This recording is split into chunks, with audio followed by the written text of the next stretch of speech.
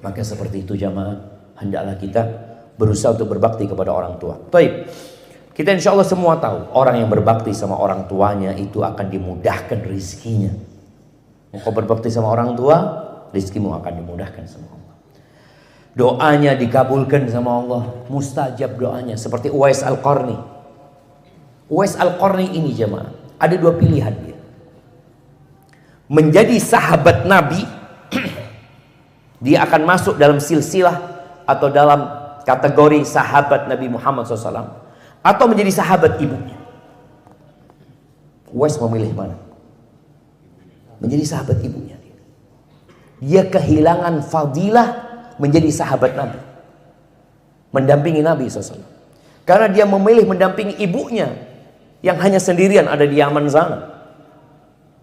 Subhanallah, bagaimana Rasulullah SAW mengatakan kepada Umar bin Khattab radhiyallahu ta'ala anhu, Umar, kalau engkau ketemu sama Uwais, engkau minta kepada dia agar berdoa untukmu, memohonkan ampunan buat engkau. Ini Umar disuruh minta doanya Uwais. Nabi ingin menyampaikan pesan kepada umatnya tentang fadilah berbakti kepada orang tua. Engkau gak akan jemuin Uwais sahabat Nabi, gak ada.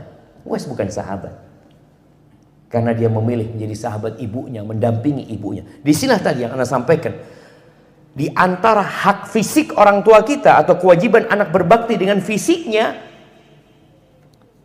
dia menahan tubuhnya untuk orang tua. Ada banyak kesenangan dalam hidup ini, tapi dia memilih mendampingi orang tuanya. Maka kata Allah, wasahibhuma. Bayangin ya, ini orang tua yang kafir, orang tua yang nyuruh anaknya durhaka kepada Allah, bermaksiat kepada Allah. Allah tetap mengatakan, fala tuti'huma, engkau jangan taat kepada keduanya. Tapi kata Allah, wasahibhuma fid dunya ma'rufa. Sahib, engkau dampingi, engkau jadi sahabat buat kedua orang tua di dunia ini dengan cara yang ma'ruf. Jangan ditinggalin orang tua. Pernah ada seorang dari Tastur, daerah Iran sana. Ya, semoga Anda nggak salah. Dia datang ke Libanon. Libanon dia belajar sama Al-Auza'i. Ketika lagi kajian, Al-Auza'i melihat ada orang asing ini, nggak pernah hadir kok hadir.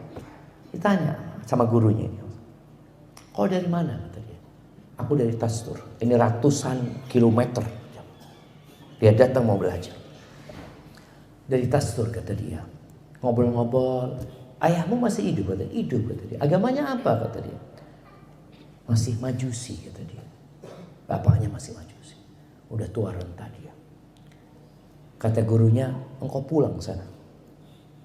Mungkin bapakmu masuk Islam dengan engkau ada di sana. Ini datang dari sana mau belajar, sama gurunya disuruh balik. Balik dia. Berhari-hari, entah berapa pekan perjalanan dia menjumpai ayahnya. Sampai kampungnya ayahnya sakit. Maka akhirnya sang anak ini merawat bapaknya, dirawat bapaknya. Ini itu terus tiap hari dia hidup sama bapaknya. Sampai suatu hari ayahnya tanya, nah agamamu apa sih? Karena ayahnya agamanya Majusi. Dia tahu bagaimana perlakuan anak-anak mereka kepada orang tua. Tapi anaknya ini beda gitu. Dia mengatakan, anak muslim ayah, kata dia. Apa tuh Islam? Nak mulai dijelaskan. Akhirnya sang ayah masuk Islam. Dapat berapa waktu ayahnya meninggal dunia. Bayangin ya, bagaimana dia dapat nasihat dari gurunya untuk balik menjumpai ayah. Ini hak fisik kita mendampingi orang tua kita. Makanya kalau memang antum tidak dapat mendampingi, minta izin sama orang tua ya. Dan berusaha untuk sering-sering berjumpa sama orang tuanya. Urusan fulus jauh ini itu, ya kalau jauh dekatlah sama orang tua. Kalau enggak antum berusaha untuk mendampingi orang tua. Masya Allah, ada seorang tokoh jemaah di Jakarta. Waktu itu anak naik pesawat dari Surabaya ke Jember. Orang tua suruh, dia datang, dia cium tangan anak tarik anak. Anak tarik tangan anak. Bapak anak seharusnya cium tangan bapak. Ustaz, kata dia, anak punya cerita sama Ustaz. Dia duduk di samping anak pesawat. Dia mengatakan, anak orang Jember Ustaz, tapi keluarga anak di Jakarta, kerjaan anak di Jakarta. Anak dulu pulang ke Jember itu kalau ada acara. Ibunya masih hidup, ibu anak sudah 70 tahun lebih.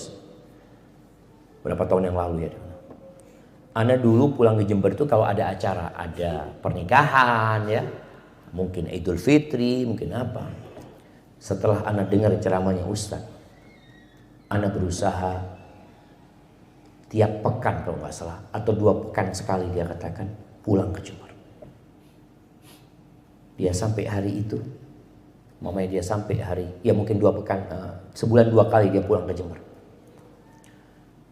Dia sampai pagi, besok dia pulang. Hanya untuk ngobrol sama ibu. Hanya untuk cerita sama ibunya.